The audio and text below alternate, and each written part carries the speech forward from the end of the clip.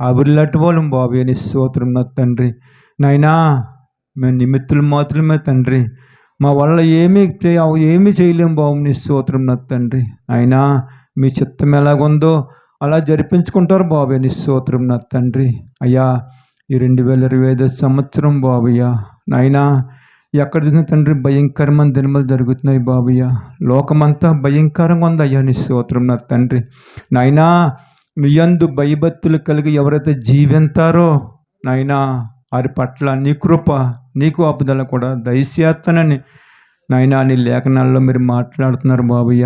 అయ్యా, నీ పిల్లలంటే మమ్మల్ని తండ్రి, ప్రతి ఒక్కరూ తండ్రి అయ్యా మీరంటే భయపడి నాయనా, మీరంటే గౌరవించే భాగ్యం మీ పిల్లలంటే వారు మేమందరికీ కూడా దయచేయండి బాబయ్య. ఏనాడు కూడా తండ్రి మాలో అహంకారం కానీ తండ్రి చోటు చేసుకోకుండా తండ్రి అయ్యా తగ్గించుకునే జీవితం మాలో దయచేయండి బాబయ్య. ఎందుకంటే తండ్రి నీ లేఖనాలు సెలవెత్తున్నాయి బాబయ్య. అయ్యా, తగ్గించుకునేవాడు తండ్రి హెచ్చించబడతాడు అయ్యా, హెచ్చించుకునేవాడు తగ్గించబడతాడు బాబయ్య. నాయన ఈరోజు రాత్రికాల సమయంలో తండ్రి అటువంటి జీవితం మాలో ఉంటే మీరు తీసివేయండి బాబయ్య. మీకు ఇష్టమైన జీవితం మాలో దయచేయమని ప్రార్థన చేస్తున్నాను బాబయ్య. అలాగే తండ్రి గ్రామాన్ని దీవించండి అయ్యా. గ్రామంలో పెద్దలందరినీ జ్ఞాపం చేసుకోండి బాబయ్య. మీకు వందనాలు తండ్రి, మీ స్తోత్రం నా తండ్రి. అలాగే తండ్రి మీ దాసుని నిలబెట్టయ్యా.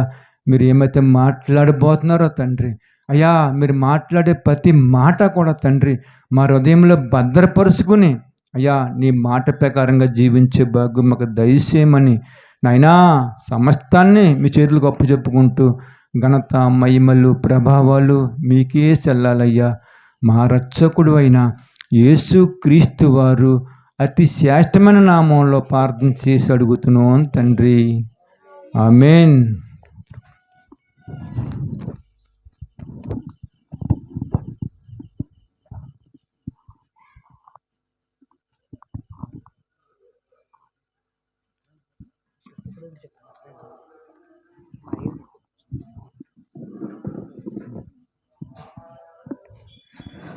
చాలా మంచిదండి. చక్కటి ప్రార్థనలో నడిపించినటువంటి మరి ఆత్మీయులు పెద్దవారు యేసు చిన్నాన్న గారికి ప్రభు పేరట నా హృదయపూర్వక వందనాలు. దేవునికి స్తోత్రం. హల్లెలూయా. దేవుని బిడ్డలారా, సమయం కావస్తుంది. ఎక్కువసేపు ఏమి ఉండము, కొద్ది నిమిషాల పాటు వాక్యాన్ని ధ్యానించుకుందాం. ఎందుకంటే నేను ఎప్పుడూ చెబుతూ ఉంటాను, పాటలు ఎప్పుడూ కూడా దేవుని నామాన్ని మహిమపరుస్తాయి, ఆయన నామాన్ని ఘనపరుస్తూ ఉంటాయి. దేవుని మాటలు ఎప్పుడూ కూడా మన హృదయాన్ని మారుస్తూ ఉంటుంది, మన పాపపు జీవితాన్ని తొలగిస్తూ ఉంటుంది. మరి ఇంతవరకు చక్కటి ఈ పాటల ద్వారా ప్రభు నామాన్ని స్తుతించుకున్నాము, మహిమపరుచుకున్నాం. ఘనత, మహిమ, ప్రభావములు మన దేవునికే చెల్లునుగాక. దేవునికి స్తోత్రం. హల్లెలూయా. దేవుని బిడ్డలారా, చక్కటి విలువైనటువంటి మాటలు కొన్ని విందాం. పరిశుద్ధ లేఖన గ్రంథంలో ఉన్న మంచి మాటలు ఈరోజు దేవుడు మనతో మాట్లాడబోతున్నాడు. ఎవరు కూడా ఆలోచనగా ఉండకండి. నిజంగా చెప్పబడుతున్న మాట, ఆ మాట దేవుని మాటగా ఎవరైతే హృదయంలో స్వీకరిస్తారో వారికి తప్పకుండా దేవుని మనసు అర్థమవుతుంది. ఎందుకంటే దేవుని మనసు అర్థం కావడం అంటే అంత ఈజీ కాదు, అంత సులువు కాదు. దేవుని మనసు అనేది అందరికీ అర్థమైపోతే ఒక హేతువాది ఉండడు, ఒక త్రాగుబోతు ఉండడు, ఒక దొంగవాడు ఉండడు, ఒక వ్యభిచారి ఉండడు. దేవుని మాట అందరికీ అర్థమైపోతే సేవకుడు అవసరం లేదు, ఏకంగా అందరం పరలోకం వెళ్ళిపోవలసిన వారమే. దేవుని బిడ్డలారా, ఈ విషయాన్ని మనం మనసులో పెట్టుకోగలిగితే దేవుని మాటకు అంత శక్తి ఉంది, అంత బలమైనటువంటి ఉన్నతమైనటువంటి గొప్ప కార్యము కూడా ఉంది దేవుని మాట పట్ల. మనిషి మాట పట్ల అంత గొప్ప కార్యము జరగకపోవచ్చేమో, కానీ దేవుని మాట పట్ల గొప్ప కార్యములు మన కళ్ళ ఎదుట దేవుడు మన ఎదుట చేసి చూపించే గొప్ప దేవుడు. అలాంటి దేవుని గూర్చినటువంటి మనసు మనం వినాలి అంటే, అలాంటి దేవుని గూర్చినటువంటి మనసు మనకు అర్థం కావాలి అంటే చక్కగా ఆయన మాటలు వినాలి. చక్కగా అటెన్షన్‌తో దేవుని మాటలు వినగలిగితేనండి ఆయన మనసు నెమ్మదిగా మనకు అర్థమైపోద్దండి. స్కూల్లో మరి మాస్టారు పాఠాలు చెబుతున్నప్పుడు పిల్లలు అల్లరి చేస్తూ, మాట్లాడుతూ ఆ బెంచ్ మీదకొకడు, ఈ బెంచ్ మీదకొకడు, ఆ కిటికీ తలుపు ఒకడు, ఈ కిటికీ తలుపు ఒకడు ఎగురుతున్నాడనుకోండి పాఠం చెప్పినప్పుడు అర్థమవుతదండి. మా అమ్మ ఉంది ఇక్కడ టీచర్ గారు. అర్థమవుతదా? "ఒరేయ్! సైలెన్స్‌గా ఉండండిరా! నేను చెప్పేది అర్థమవుతుందా?" ఎందుకంటే గవర్నమెంట్ వారు జీతం ఇస్తున్నారని కాదు. ఆ పాఠం పిల్లలు మెదడులోనికి ఎక్కించాలి. పిల్లలు ప్రయోజకులు అవ్వాలని మరి మాస్టర్సు, టీచర్సు శ్రమ పడుతూ ఉంటారు దేవుని బిడ్డలారా. అదే బుద్ధిమంతుల్లా కూర్చొని చక్కగా పాఠాలు వినటానికి మరి చక్కగా మరి వినేవారిని చూసి ఎవరైనా మాట అంటారా? అనరు. ఎందుకంటే ఆ పాఠం ప్రతీదీ ప్రారంభం నుండి ఆ బిడ్డకు ఎవరైతే వింటున్నారో వారికి అర్థమైపోతుంది దేవుని బిడ్డలారా. అప్పుడు చక్కగా పాస్ అవుతాడు. చక్కగా ఉద్యోగం వస్తది. చక్కటి జీవితంలో సెటిల్ అయిపోతాడు. ఏటది? ఇప్పుడేముంది గోలు మనిషికి? ఉద్యోగం కొట్టాలి, పెళ్లి చేసుకోవాలి, పిల్లల్ని కనాలి. ఇది గోల్ మనిషికి. ఉద్యోగం కొట్టాలి, బాగా చదవాలి, పెళ్లి చేసుకోవాలి, పిల్లలు కనాలి, నా గోల్ కొట్టాలి. ఇదే మనిషికి అర్థమైంది. కానీ దేవుని యొక్క మనసులో ఉన్న గోల్ ఏంటో తెలుసా? ఆయన మాట మనిషికి అర్థం అవ్వాలి, బ్రతుకు మారాలి, శ్రమ పడాలి, పరలోకం చేరాలి. అది ఆయన గోల్. మరలా చెప్తాను. దేవుని యొక్క మనస్సు యొక్క గోల్ ఏంటంటే ఆయన మాట ప్రతి బిడ్డ వినాలి, ప్రతి మనిషి గ్రహించాలి. గ్రహించిన తర్వాత చక్కటి శ్రమపడే జీవితం కావాలి, పరిశుద్ధత కావాలి. తర్వాత చనిపోయిన తర్వాత పరలోకమనే ఆయన చెంతకు చేరిపోవాలి. అది గోల్. స్కూల్కి వెళ్ళిన పిల్లవాడు 10th వరకు అలా డిగ్రీ అలాగా పై చదువులు చదివి ఉద్యోగం కోసం ఎదురు చూస్తున్నప్పుడు తల్లిదండ్రులు ఏమండి మన కన్న తండ్రి అయిన దేవుడు, ఆత్మలకు తండ్రి అయిన దేవుడు, సర్వరూపాన్ని, సర్వ ఆకారాన్ని, నీకు మాలిన్యమైన ఆహారాన్ని పెట్టి చక్కగా పోషించిన దేవుడు ఆయన గోల్ ఏంటో తెలుసా? భూమి మీదకు పంపిన తర్వాత తల్లి గర్భమందు భూమి మీదకి ఆయన్ని నిన్ను నన్ను పంపిన తర్వాత ఆయన గోల్ ఏంటో తెలుసా? చక్కగా నా మాటలు వినాలి, చక్కగా శ్రమ పడాలి, చక్కగా పరిశుద్ధతలో ఉండాలి, చనిపోయిన వెంటనే కన్ను మూసిన వెంటనే పరలోకంకి చేరిపోవాలి. అది ఆయన గోల్ అండి. భూమి మీదకు పంపారు. ఏమండి ఇది అర్థమైందా మనిషికి? ఏమండి భూమి మీద ఉన్న మనిషికి ఇది అర్థమైతేనండి ఏమండి ఆయన మాట వినేటప్పుడు అటెన్షన్గా ఉంటాం. మాస్టర్ గారు, టీచర్ గారు అయినా బెత్తమిచ్చో బల్లమే కొట్టొచ్చేమో కానీ దేవుడైతే బెత్తము బల్ల మీద కొట్టడు. ఆయన కొడితే మనల్ని ఎక్కడ కొట్టాలో అక్కడ కొడతాడు దేవుని బిడ్డలారా. ఎందుకు ఈ మాటలు చెప్తున్నామంటే ఎందుకంటే వినేటప్పుడు కొన్ని లక్షణాలు మనలో ఉండాలి. వినేటప్పుడు కొన్ని విధానాలు మనకు తెలియాలి. మనం దేవుని మనసు తెలుసుకోవాలని ఆశ కలిగి ఉంటే సరిపోదు. ఒక రూటు మనకు తెలియాలి. అంటే ఒక మార్గం మనకు తెలియాలి. ఆ మార్గము, ఆ రూటు, ఆ లక్షణాలు, ఆ విధి విధానాలు మనకు తెలియకపోతే దేవుని బిడ్డలారా ఆయన మనసు, ఆయన మాట మనకి అర్థం కాదు. అయితే మరి ఈరోజు ఈ కాలం మనం చూస్తే శ్రమల దినాలండి. ఏ దినాలు ఇవి? ఏ దినాలు? శ్రమల దినాలు. శ్రమల దినాలు కాలంలో ప్రతి సంఘములో ప్రతి విశ్వాసులకు ప్రతి సేవకుడు కూడా ప్రతిరోజు చక్కటి ఉపమానాలు బోధిస్తుంటాడు, చక్కటి వర్తమానాలు బోధిస్తుంటాడు, చక్కటి విన్యాసమైనటువంటి మాటలు చెబుతూ ఉంటాడు. దేవుని బిడ్డలారా ఈ శ్రమల దినాలు ఎన్ని రోజులు? 40 రోజులు. నెలకి ఎన్ని వారాలు? ఇది చెప్తే అర్థమవుతుందని ఇలా వెళ్ళాను, ముగించేస్తాను. నెలకి ఎన్ని వారాలు? 4. సంవత్సరానికి ఎన్ని వారాలు? ఎన్ని? 52. 52 వారాలు సంవత్సరానికి. నెలకి ఎన్ని వారాలు? 4. ఓకే. నెలకి 4 వారాలు, సంవత్సరానికి 52 వారాలు చెప్పినా మారినటువంటి మనిషి 40 దినాలు ఆగకుండా చెబితే మారతారా అంటే, ఆదివారం అరటి మొలిసింది, సోమవారం ఊళ్ళో తిరిగింది. ఆదివారం అరటి మొలిసింది, సోమవారం ఊళ్ళో తిరిగింది. అలా శ్రమల దినాల్లో కూడా అండి వస్తాము, పోతారు, వస్తారు, పోతారు. ఎందుకు, ఏంటి అనే సందర్భాంశాలు ఏమీ అర్థం కాదు. అండి ఎవరిని విమర్శిస్తలేదండి. అర్థం చేసుకోవడానికి మాత్రమే ఈ పదాలు పలుకుతున్నాను. అంటే మా అయ్యగారు పెడుతున్నారు శ్రమల దినాలు, మేము వెళ్ళిపోవాలి. వెళ్ళిపోయి ఏం చేయాలి? ఆయన పిలిచారు అంతే, కూర్చోవాలి. టైం అయిపోయాక ఆమేన్ అనగానే ఇంటికి వెళ్ళిపోవాలి. ఆయన బాధ అయింది, వీరు బాధ వీరిది. ఇంక ఇలా ఉన్నప్పుడు ఎప్పుడు ఆయన మనసు అర్థమవుతుంది దేవుని బిడ్డలారా? ఏమండి ఇంకెప్పుడు ఆయన మనసు అర్థమవుతుంది? ఆయన గొప్ప కార్యం ఎప్పుడు చూస్తాం? నెలకు 4 వారాలు సరిపోలేదు, సంవత్సరానికి 52 వారాలు సరిపోలేదు. అలాగే 40 దినాలు శ్రమల దినాలు కూడుకులు పెట్టి చెబుతున్నారు. చాలా మంచిది. నేను అదే టాపిక్ చెప్పాలని నిలబడ్డాను. మరి ఆ శ్రమల దినాలు ఎందుకు, ఎవరు శ్రమ పడ్డారు అన్న సంగతి భూమి మీద ఉన్న తన పిల్లలకు తెలిస్తేనండి అప్పుడండి నిజమైన శ్రమల దినం.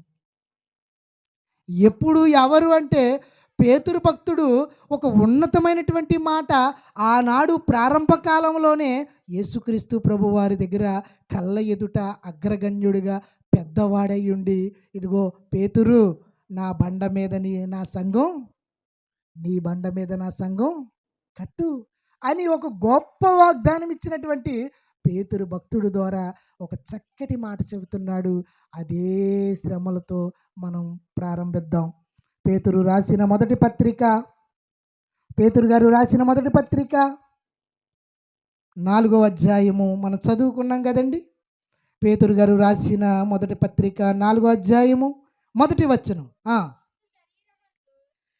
క్రీస్తు శరీరమందు శ్రమపడును గనుక మీరును అట్టి మనస్సును ఆయుధముగా ధరించుకొనిడి. ఏంటండి ఈ మాటకు అర్థం? ఇంకెక్కువ ఏం చెప్పనండి, ఎక్కడితో ఆగిపోతాను. టైం ఉంటూ కొంచెం ముందుకు వెళ్తాను, జాగ్రత్తగా ఆలోచించాలి. శ్రమలు దినాలు కదా. ఎవరికి శ్రమల దినాలు అంటే, ఇదిగో యేసుక్రీస్తు ప్రభువారు ఇదిగో పరలోకము నుండి ఈ భూమి మీదకి మనుషులమైన, మానవులమైన, ఆయన పిల్లలమైన మన కొరకు వచ్చారు.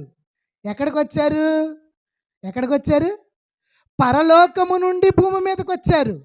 పరలోకము నుండి భూమి మీదకి ఎందుకు వచ్చారు అంటే, పరలోకము నుండి భూమి మీదకి వచ్చిన కారణం ఏంటంటే, ఇదిగో భూమి మీద ఉన్న మనిషి అపరాధముల చేతను, పాపముల చేతను చచ్చిన వాడై భూమి మీద బ్రతుకుతున్నాడు.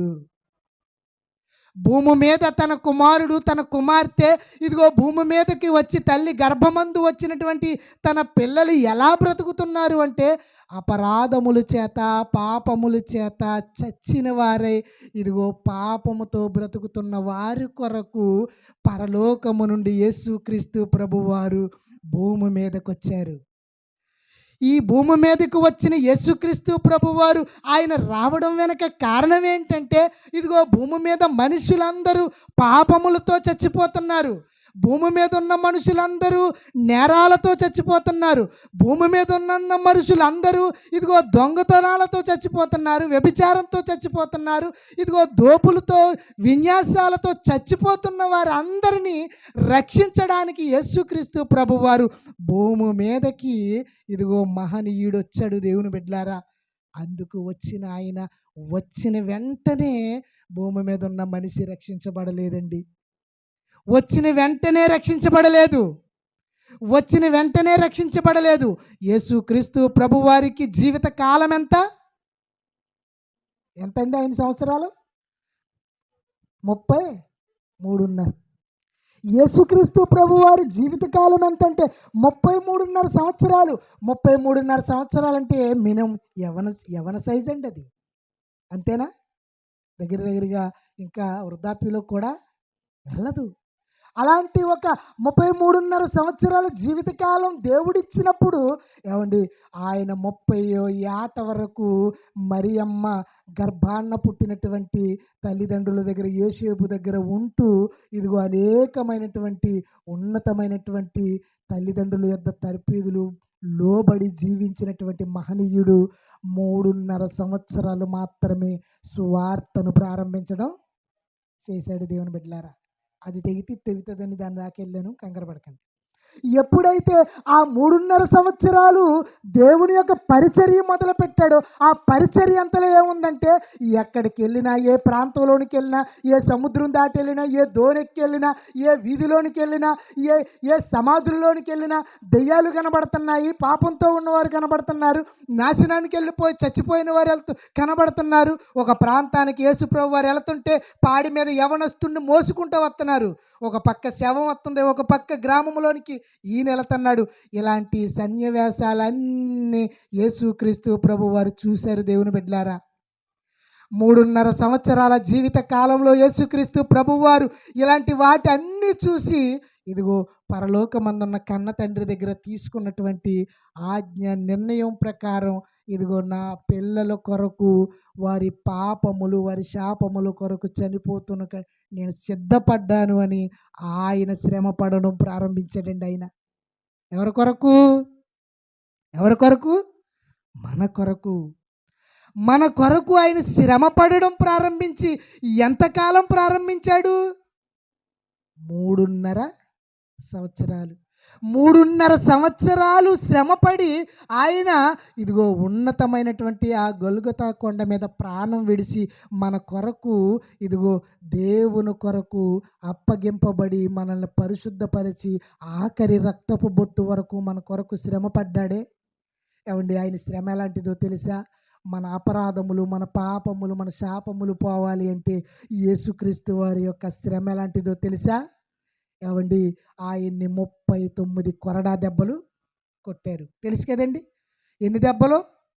39. ఒక్క కొరడా దెబ్బ కొడితేనే జంకిపోయి పారిపోతాం మనం, అవునా? ఒక్కడు కొడితే చాలు మనం ఉండం. ఎన్ని దెబ్బలు కొట్టారు? 39 కొరడా దెబ్బలు కొట్టారు. ఏమండి, ఆయన ముఖము మీద ఆ కాండ్రకి చూమూసారు. దేవుని బిడ్డలారా, ఎంత శ్రమ అండి! ఆయన్ని ఇదిగో సిలువ వేయబడినప్పుడు దేవుని బిడ్డలారా, ఆయన్ని ఇదిగో ఆయన చంపబోతున్నప్పుడు, ఆయన్ని మరణించటానికి ఇదిగో ఆయన సిద్ధమవుతున్నప్పుడు అక్కడ ఉన్నటువంటి దొంగలు ఏం చేశారో తెలుసా?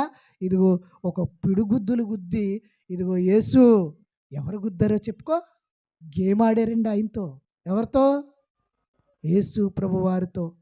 ఆయన పిడుగుద్దులు గుద్దించుకోవాలన్నా, ఆయన 39 కొరడా దెబ్బలు కొట్టించుకోవాలన్నా, ఆయన ముఖం మీద ఉమ్ము వేయించుకోవాలన్నా, కల్వరి కొండ మీదకి ఆయన మన పాపముల నిమిత్తం, మన శాపముల నిమిత్తము ఆయన 3.5 సంవత్సరాల జీవితకాలం ఇదిగో ఆయన ప్రాంతమంట, సమాధులంట, వీధులంట, దోణులంట, అనేకమైనటువంటి గ్రామాలంట తిరిగి ఆయన శ్రమ పడింది దేనికి అంటే ఇదిగో నీ కొరకు, నా కొరకు, మనము చచ్చిపోతే నరకానికి వెళ్ళకుండా పరలోక రాజ్యానికి నడిపించటానికి ఆయన శ్రమ పడ్డాడు. ఎంత మంచివాడండి ఆయన! అండి, ఇంత చెప్పిన తర్వాత మీకు డౌట్ రావచ్చు, మనం ఏమైనా ఆయన శ్రమ పడమన్నామా? అర్థమైంది నా మాట? మీరేమన్నా చెప్పారా? పోనీ యేసుప్రభు వారు మీరు నా కోసం శ్రమ పడండి అని మీరేమన్నా చెప్పారా? నేనైతే చెప్పలేదండి. మీరు చెప్పారా? పోనీ ఏమైనా మన రాజపాలెం గ్రామం అంతా చెప్పిందా? పోనీ మావిడాడు గ్రామం అంతా చెప్పిందా? పోనీ ప్రపంచం అంతా చెప్పిందా? చెప్పలేదే.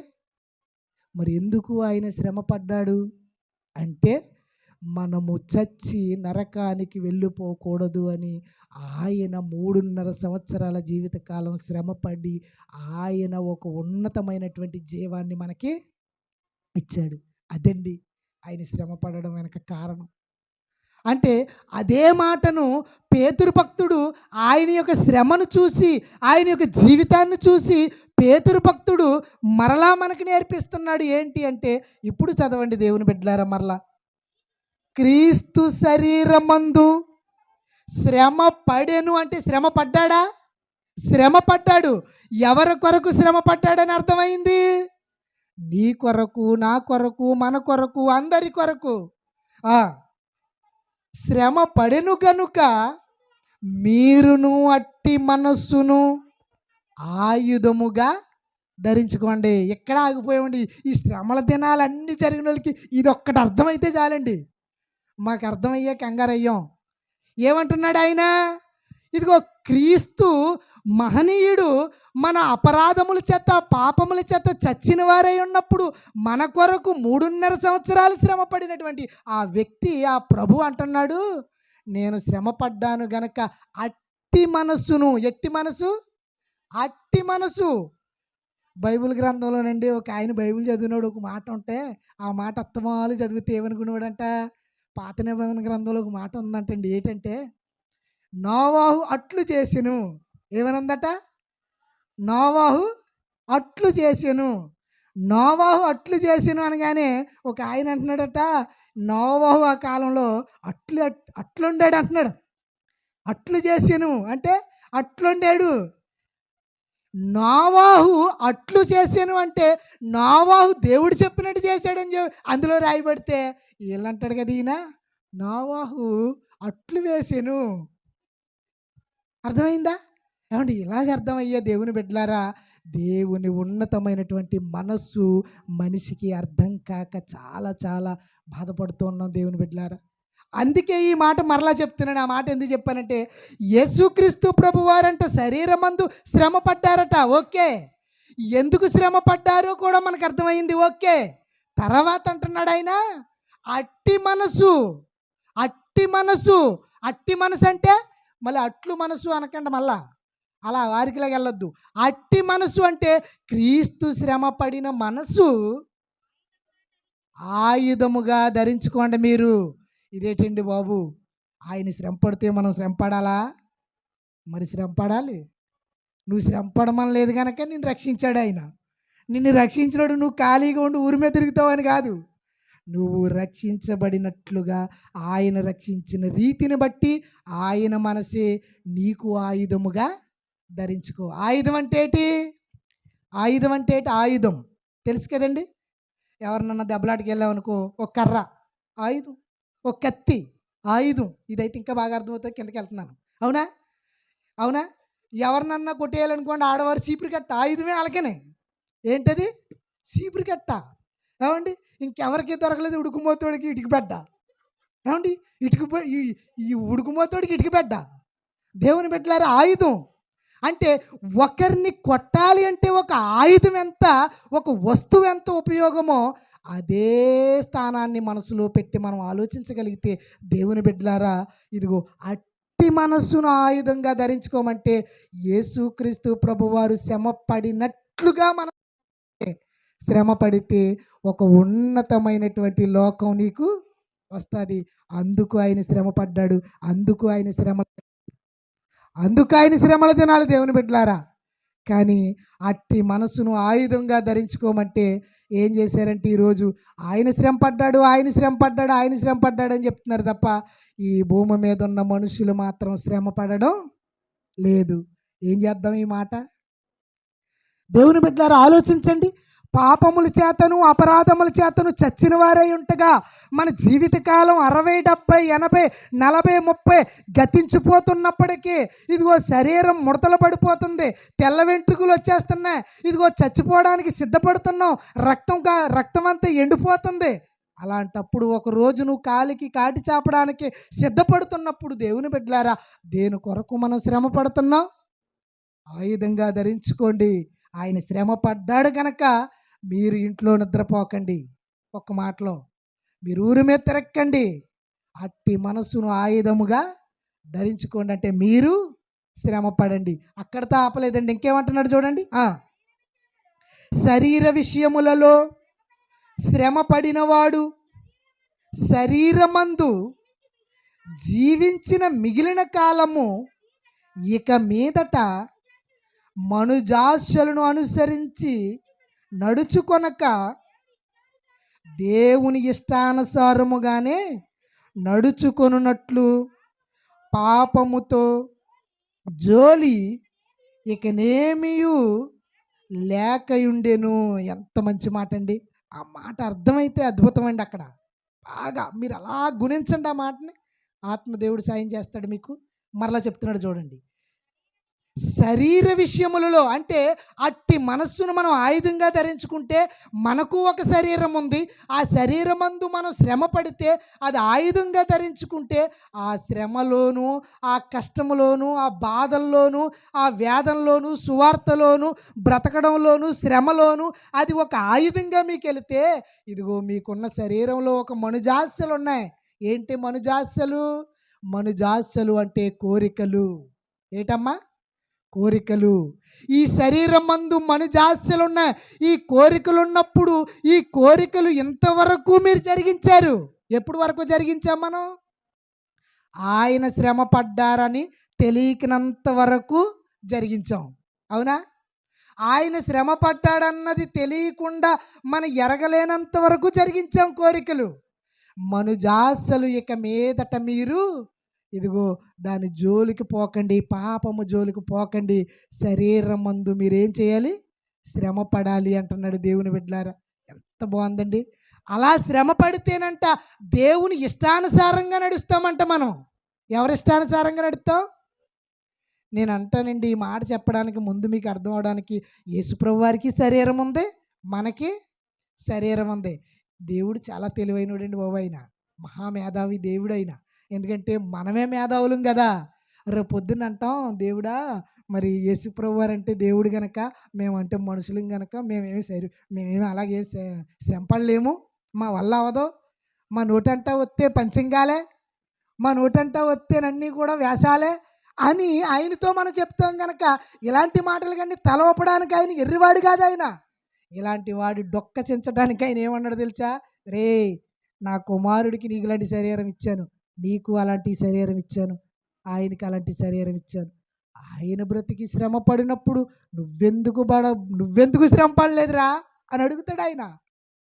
ఇలా మాట్లాడతామని అలా దింపాడు ఆయన. దేవుని బిడ్డలారా, ఎలా మాట్లాడతామని అలా దింపినటువంటి దేవాతి దేవుడు అడుగుతున్నాడండి. ఈ శరీరం మందు మిగిలిన మనుజాసలు కోరికలు మీరు అనుసరించకండి. నేను శ్రమ పడ్డాను, మీరు అపరాధముల చేతను పాపముల చేతను చచ్చిన వారై ఉన్నప్పుడు మిమ్మల్ని పరిశుద్ధపరిచి పవిత్రపరిచి ఒక మహాలోకానికి సిద్ధపరిచి తీసుకెళ్ళడానికి నేను సిద్ధపడ్డాను గనక ఇదిగో అట్టి మనస్సును మీరు ఆయుధంగా ధరించుకోండి. అదండి శ్రమల కాలం. అది దేవుని బిడ్డలారా, అదండి మన పుట్టుక పరమార్థం. అదండి దేవుని కొరకు ఒక ఉన్నతమైనటువంటి ఆయన శ్రమ పడడం. కానీ అలాంటి శ్రమ మనకు ఉందండి? లేదు. నిజంగా నేను అనుకున్నాను దేవుని బిడ్డలారా, ఈ మాట చెప్పి ఈ వాక్యం నాకే, ఎవరికో కాదు. ఇప్పుడు కూడా దేవుడు ఎవరో ఏది మాట్లాడాలో ముందు ఆయనతోనే మాట్లాడి మిగిలిన వారితో మాట్లాడేస్తాడు. ఈ వాక్యం నాకే. నేను అనుకుంటుంటాను, తండ్రి ఏం చెప్పను తండ్రి, ఇప్పుడు దాకా ఎలా తిరిగాను అలా తిరిగాను, నా బుర్ర చూస్తే బాగాలేదు, ఏం చెప్పను తండ్రి. నేను అనుకుంటూ ఉంటాను, దేవుడిని తలుస్తాను. అప్పుడు ఏమి ఇవ్వాలి ఆయన ఇస్తాడు. ఇచ్చిన తర్వాత నాకు ఇస్తాడు ఆయన. నాకు ఇచ్చావు కానీ వాళ్ళకు కూడా చెప్తాను అనుకుని చెప్తాను. ఇప్పుడు అది నా పరిస్థితి. నేనేమనుకున్నానంటే దేవుని బిడ్డలారా, ఏమండి ఈ గ్రామం అంతా వెలిగించాలనుకున్నాను సువార్తతో. మొదటిదాకా సువార్త చాలా బాగా చేసాం. మా నాన్నగారికి ఎప్పుడైతే బాగోలేదో సువార్త ఆగిపోయింది. తర్వాత నేను అనుకున్నాను, దెయ్యం ఎలాంటిదంటే అండి, ఒరే నువ్వు గ్రామాన్ని వెలిగింతాం కాదురా, ముందు నిన్ను అరిపెత్తాను రా అన్నది. అది నిజం.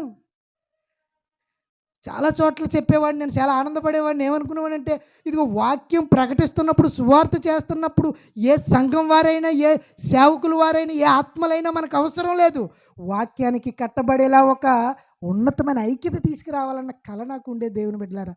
అలా జరుగుతున్నప్పుడు నెమ్మదిగా ఎక్కడ కొట్టాలి అక్కడ కొడుతుంది. అప్పుడు అనుకున్నాను, గ్రామాన్ని వెలిగించడం కాదు, మొదట నన్ను అరపడానికి చూస్తుంది. అయినా వదలం దేవుని బిడ్డలారా. కాబట్టి ఈ విషయాన్ని మనం జాగ్రత్తగా చేస్తే శరీరమందు మనము శ్రమ పడాలంట, అట్టి మనసును ఆయుధంగా ధరించుకోవాలట. ఇదిగో ఇక మీదట మీరు జరిగించిన కోరికలు, ఇక మీదట జరిగించినటువంటి అలవాట్లు, ఇక మీదట జరిగించినటువంటి వేషాలు, ఇక మీదట జరిగించినటువంటి శాపాలు ఇక ముగింపు చేసేయండి. మనుజాసలను ఇంక అనుసరించకండి. దేవుని ఇష్టానుసారంగా శ్రమ పడండి. అదండి దేవుని ఇచ్చినటువంటి గొప్ప మర్మం అండి ఇది. అందుకేనండి ఆయన శ్రమ పడ్డాడు. ఆయన వచ్చాడు వచ్చాడు వచ్చాడు అని చెప్పుకోవటం కాదు, కానీ మనల్ని ఏం చెయ్యమన్నాడో దేవుడు చెప్పాడు. అప్పుడు కదా మన ముగింపు మన జీవితానికి. దేవుని బిడ్డలారా, అలాంటి పరిస్థితుల్లో ఒక ఆయన దావీదు గారండి, ఒక చక్కటి ఉన్నతమైనటువంటి వ్యక్తి, దేవుని ఇష్టానుసారుడైన మనుషుడు. ఒకరోజు పాపం చేశాడు. చూడండి, కీర్తనల గ్రంథము 51వ అధ్యాయము, కీర్తనల గ్రంథము 51వ అధ్యాయము, కీర్తనల గ్రంథము 51వ అధ్యాయము మొదటి వచనం చూడండి. అందరూ బైబిల్ అందరూ తీయండి. ఈ వచనంతో నేను ముగిస్తూ ఉన్నాను. కీర్తనల గ్రంథము 51వ అధ్యాయము మొదటి వచనం. దేవా, నీ కృప చొప్పున నన్ను కరుణించుము, నీ వాత్సల్య బాహుల్యము చొప్పున నా అతిక్రమములు తుడిచివేయుము, నా దోషములు పోవునట్లు నన్ను బాగుగా కడుగుము, నా పాపము పోవునట్లు నన్ను పవిత్రపరచు, నా అతిక్రమములు తెలిసి ఉన్నవి, నా పాపం ఎల్లప్పుడూ నా ఎదుటనున్నది. ఎవరనుకున్నారండి ఈయన? దావీదు గారు. ఎక్కడ మాట్లాడుతున్నారంటే నాతాను గారి దగ్గరికి వెళ్ళేటప్పుడు మాట్లాడుతున్నారు. దావీదు ఎవరంటే ఒక రాజు. దావీదు ఎవరంటే ఒక ఉన్నతమైనటువంటి రాజ్య పరిపాలనకు గొర్రెలు కాసుకున్న వాడిని తీసుకొచ్చి సింహాసనం ఎక్కించిన మహనీయుడు. ఇదిగో గొల్యాతును చంపిన మహావీరుడు, దేవునికి ఇష్టానుసారుడైన మనుష్యుడు దావీదు. ఆ దావీదు ఒకరోజు తప్పు చేశాడు, ఒకరోజు పాపం చేశాడు. దేవుని బిడ్డలారా, ఆ పాపము చేసిన తర్వాత ఆయన పశ్చాత్తాపడుతూ నాతాను దగ్గర వచ్చినటువంటి ఆ మాటలకు కళ్ళు తెరుచుకొని మనోనేత్రాలు వెలిగి దేవుడికి మొర్ర పెట్టడం ప్రారంభించాడు. ఎందుకు ఈ మాటలు చెబుతున్నాను అంటే, అతిక్రమములు, పాపములు, దోషములు అందరూ చేస్తున్నారు గనక వారు చేయాల్సింది ఏంటి అంటే శ్రమ పడాలి, అట్టి మనస్సును ఆయుధంగా ధరించుకోవాలి. మరి ఇక్కడ దావీదు గారు ఏం శ్రమ పడుతున్నారు అంటే, ప్రార్థనాపూర్వకంగా దేవునితో ఒప్పుకుంటున్నారు. ఏం చేస్తున్నారు? శ్రమ అనగానే ప్రార్థన చేయడం కూడా శ్రమే. ప్రార్థన ద్వారా ఒప్పుకుంటున్నాడు. దేవా, నా అతిక్రమములు నీకు తెలిసే ఉన్నది, నా పాపములు నీకు ఒప్పుకుంటున్నాను. దేవా, నీ కృప చొప్పున, నీ బాహుల్య బలము చొప్పున నన్ను రక్షించు. ఎంత బాగా చెప్తున్నాడండి. అంటే దావీదు ఎంతగా ఇదిగో ఈ శరీరం మందు దేవుని కొరకు ప్రార్థన ద్వారా శ్రమ పడుతున్నాడో చూడండి. ఏమండి, యేసుక్రీస్తు ప్రభువారు మన పాపముల నిమిత్తం, శాపముల నిమిత్తం చనిపోయిన వారి కొరకు 3.5 సంవత్సరాల జీవితకాలం శ్రమ పడితే, అయ్యా అట్టి మనస్సును ఆయుధంగా ధరించుకుని మీరు శ్రమ పడండి అంటే, మన పాపములు ఏమైనా ఒప్పుకొని, మన శాపములు ఏమైనా ఒప్పుకొని, మన సువార్త పరిచర్యలో కానీ మనం శ్రమ పడుతున్నామా? నాతాను దగ్గరికి వచ్చేసరికి దావీదు దడదల్లాడిపోతున్నాడండి. ఏం చెబుతున్నాడో తెలుసా? దేవా, నా పాపములు నీకు తెలుసున్నాయ్యా, నా అతిక్రమములు నీకు తెలుసయ్యా, ఇదిగో నీ కృప బాహుల్యముని చొప్పున ఇదిగో నీవు నన్ను కనుకరించయ్యా, అయ్యా అయ్యా అని శ్రమ పడుతున్నాడు. దేవుని బిడ్డలారా, ఒక దావీదు రాజే, కానీ ఈరోజు ఆయన శ్రమ పడుతున్నట్టుగా ఈ శ్రమల కాలములో దేవుని పిల్లలమైన మనము దేవుని ఇష్టానుసారముగా మన జీవితంలో జన్మనిచ్చిన తండ్రికి శ్రమ పడుతున్నామా? ఎలా శ్రమ పడుతున్నాం చెప్పండి? ఆ శ్రమ లేనిదే శ్రమల కాలము కాదు. ఆ శ్రమలతోనే మన జీవితకాలం ముగిసిపోకూడదు. శ్రమలతోనే మన జీవితం బాహుబల్యంలోనికి, ఆయన ఒప్పుకోలులోనికి మనం వెళ్ళాలి. దేవుని బిడ్డలారా, కాబట్టి అట్టి మనస్సును మనం ఏం చేయాలి? ఇప్పుడు ఆయుధముగా ధరించుకోవాలి. ఎవరు శ్రమ పడ్డారు? ఎవరు శ్రమ పడ్డారు? యేసు ప్రభువారు. ఎవరి కొరకు శ్రమ పడ్డారు? మన కొరకు. మన కొరకు శ్రమ పడిన తర్వాత ఏం చెప్పారు? ఏం చెప్పారమ్మా? మర్చిపోరా? మళ్ళీ చెప్తే మళ్ళీ మొదలెడతాను నేను. అది మన కొరకు శ్రమ పడ్డారు. ఎందుకు శ్రమ పడిన తర్వాత ఎవరి కొరకు శ్రమ పడమన్నారు? మరలా మీరు అట్టి మనస్సును ఆయుధంగా ధరించుకోండి. అలాగా ఆయుధంగా ధరించుకోమన్న తర్వాత ఎవరు మరలా ఒప్పుకోల్లో శ్రమ పడ్డారు? దావీదు. అయిపోయింది. ఎవరు? దావీదు. మహారాజు దావీదే శ్రమ పడితే ఇదిగో ఆయన ఒప్పుగోలులో దేవుడు తన అతిక్రమములు ఇదిగో ఒప్పుకుని శ్రమ పడితే దేవుని బిడ్డలారా ఏమండి, ఇప్పుడు మనము కూడా అట్టి మనసును ఏం చేయాలి? ఆయుధముగా ధరించుకోవాలి. అంటే అలా ఒప్పుకోవాలి, అలా పరిచర్య చేయాలి, అలా ప్రవర్తన మారాలి, అలా పరిశుద్ధతలోనికి వెళ్ళాలి. అలా అనేకమైనటువంటి ప్రాంతాలకి ఇదిగో మన జీవితకాలం ఉన్నంత వరకు మనం ఏం చేయాలి? శ్రమ పడాలి. అప్పుడు కదండి ఉన్నతమైన మానవ జన్మకు అర్థం కదా. దేవుని బిడ్డలారా అర్థమైందా? అట్టి మనస్సును ధరించుకోవాలని, అట్టి మనసు కొరకు మనం ఉన్నతమైన శ్రమ పడాలని దేవుడు ఈ మాటలు మీలో, నాలో, మనందరిలో కూడా దేవుడు ఫలింప చేయునుగాక. ఆమేన్. ప్రార్థన చేసుకుందాం తలలు వంచినట్లయితే. మహాగణుడును పరిశుద్ధుడును పరిశుద్ధుడును ప్రేమ కలిగిన మా కన్న తండ్రి, మహోన్నతుడా, నీ ఘనమైన పాద పద్మములకు వందనములు, స్తుతులు, స్తోత్రములు నాయన. అయ్యా, నీ ఉన్నతమైనటువంటి మాటలు, నీ విలువైనటువంటి సంగతులు, నీ విలువైనటువంటి మాటలు లేఖన గ్రంథంలో మా కొరకు రాయించారు తండ్రి. అయ్యా, కాలాతీతముగా మనిషి అనాలోచనగా తండ్రి, ఆచారాల బద్ధముగా తండ్రి అనేకమైనటువంటి తండ్రి బ్రతుకు కాలం వెళ్ళబూస్తున్నటువంటి ఈ కాలంలో నీ మాటలే శరణ్యము, నీ వాక్కులే శరణ్యము, నీ జ్ఞానమే మాకు ఉన్నతమైనటువంటి సంపదని నాయన. నీ కుమారుడు శ్రమపడిన రీతిని బట్టి తండ్రి మమ్మను వట్టి మనస్సును ఆయుధముగా ధరించుకొనమని మీరు హెచ్చరించారు తండ్రి. అయా, మీ బిడ్డలమైన మమ్మలను, మీ జీవాన్ని, మీ ఆకారాన్ని ధరించుకున్న మేము ఈ మాటలు విన్నాము తండ్రి.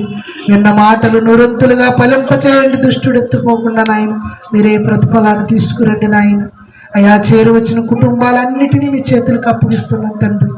ఈ మాటలు ఎందరైతే విని ఆచరించి ఆలోచించారు ప్రతి ఒక్కరికి మీ మనసు అర్థం చేసుకొని నాయన ఆలోచన జ్ఞానమును ఇవ్వండి తండ్రి. అయా, వారి కుటుంబాలు దీవించండి, వారికి ఉన్నటువంటి ఇబ్బందులు ఏకట్లు తీర్చండి నాయన. మీ అమూల్యమైన ఆశీర్వాదముతో నింపండి. మా గ్రామాన్ని, గ్రామస్తులను, చుట్టుపక్కలను, కుటుంబాలను వాక్యముతో కట్టండి నాయన. అయా, ఏమాత్రము తండ్రి మేము ఏ పాటి వారము తండ్రి నీ సన్నిధిలో శ్రమపడి, నీ సన్నిధిలో మరణించి, నీ జీవితంలో నీ కొరకు ఎదుగుటకు నాయన ఇలాంటి విలువైన మాటలు మాకు అందించమని వేడుకుంటూ, అయా, ఇంతవరకు ఓపికతో విన్న పిల్లలందరినీ మీ చేతులకు అప్పగిస్తున్నాం. పాటలు పాడిన పిల్లలు, ప్రార్థన చేసిన పిల్లలు, వాక్య పఠనం చదివిన బిడ్డలు తండ్రి వీరందరినీ మీ చేతులకు అప్పగిస్తున్నాను తండ్రి. మీరే సహాయం చేసి నడిపించండి, మీరే పరిశుద్ధపరచండి తండ్రి. అయా, ఈ కూడికను ఏర్పాటు చేసుకుని ఉన్నటువంటి నాయన మరి తండ్రి గారు నాయన మా కుటుంబంలో చేసిన గొప్ప మేలు, గొప్ప కార్యమును బట్టి తండ్రి ఊహించలేనిది తండ్రి నాయన. అట్టి ఉన్నతమైనటువంటి కార్యము నీ జనుల ఎదుట, నీ ప్రజల ఎదుట తండ్రి నాయన మేము ప్రకటించుటకు నాయన తండ్రి, వినిపించుటకు కుటుంబము ద్వారా నిలవబెట్టినందుకే మీకు వేలాది స్తుతులు నాయన. ఇంకా నువ్వు నాన్నగారికి చక్కటి ఆయుష్కాలం ఇవ్వండి, శరీరంలో ఉన్నటువంటి అస్వస్థతను తీసివేసి స్వస్థతను అనుగ్రహించండి తండ్రి. అయా, మీ ఉన్నతమైన కాపుదల నుంచండి, సహాయం దయచేయండి. అయా, బిడ్డలందరినీ మీ చేతులకు అప్పగిస్తూ ఉన్నాను తండ్రి. అయా, మీకే స్తుతులు, స్తోత్రములు నాయన. సమస్తము మీ పాదాల చెంత పెడుతూ వేడుకుంటూ, సమస్త మహిమ, ఘనత, ప్రభావములు మీకే ఆరోపించుకుంటూ మా ప్రభువును ప్రియరక్షకుడైన యేసు క్రీస్తు వారి పరిశుద్ధ నామమున ఈ ప్రార్థన అడిగి వేడుకుంటున్నాము కన్న తండ్రి. ఆమేన్. అమ్మ, చిన్న పలహారం ఉందట. పలహారం అనంతరము మరి మన ముగింపు